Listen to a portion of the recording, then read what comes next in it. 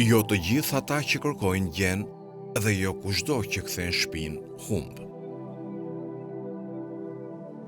Kjo thonjë nxitës e Imam Aliut përmbledh një të vërtetë themelore rreth natyrës së kërkimit të diturisë dhe udhëzimit në Islam.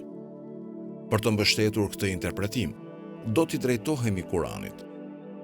Në suren Ankebut, ajeti 69, Allahu thot: "E ata që përpiqen për ne do t'i udhëzojmë në rrugët tona, dhe vërtet, Allahu është më bamirësi."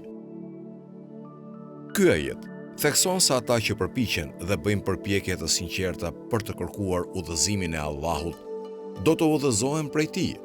Kjo nuk kupton që jo të gjithë ata që kërkojnë do të gjejnë, nëse nuk përpiqen me sinqeritet dhe drejtësi.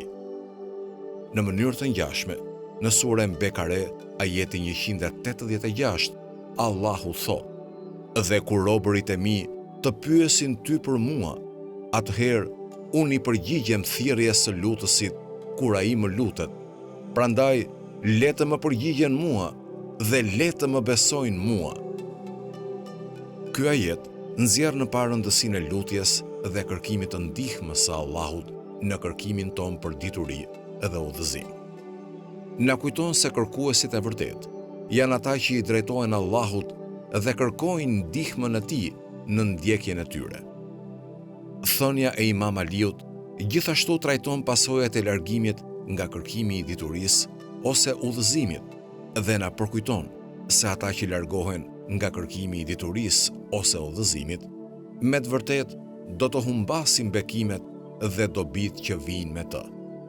Për ta ilustruar më tej këtë pikë, mund t'i referohemi surës Xhuma, ajeti 11, ku Allahu thot: "Dhe kur shohin tregti ose zbavitje, ata nxituan drejt saj dhe të lanë të qëndrosh vetë. Thuaj, ajo që është tek Allahu është më e mirë se zbavitja dhe se tregtia, e Allahu është furnizuesi më i mirë."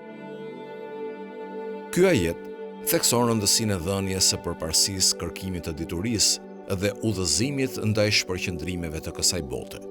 Na kujton se largimi nga kërkimi i diturisë dhe kënaqja me kërkimet e kësaj bote do të rezultojnë në një humbje të zhvillimit shpirtëror dhe edukimit. Si përfundim, thënia e Imam Aliut shërben si një përkujtesë e thellë për myslimanët. Ajo thekson se jo kushdo që kërkon do të gjejë dhe jo kushdo që kthen shpinën do të humbas. Ai thekson rëndësinë e përpjekjes së sinqertë, udhëzimit hyjnor dhe lutjes në kërkimin ton për dituri dhe udhëzim. Gjithashtu, paralajmëron kundër pasojave të largimit nga kërkimi i diturisë dhe na kujton humbjen dhe privimin që vjen me të. Qofshim të gjithë prej atyre që sinqerisht kërkojnë dhe gjejnë dijen dhe udhëzimin e vërtet që na shpije më afër Allahut.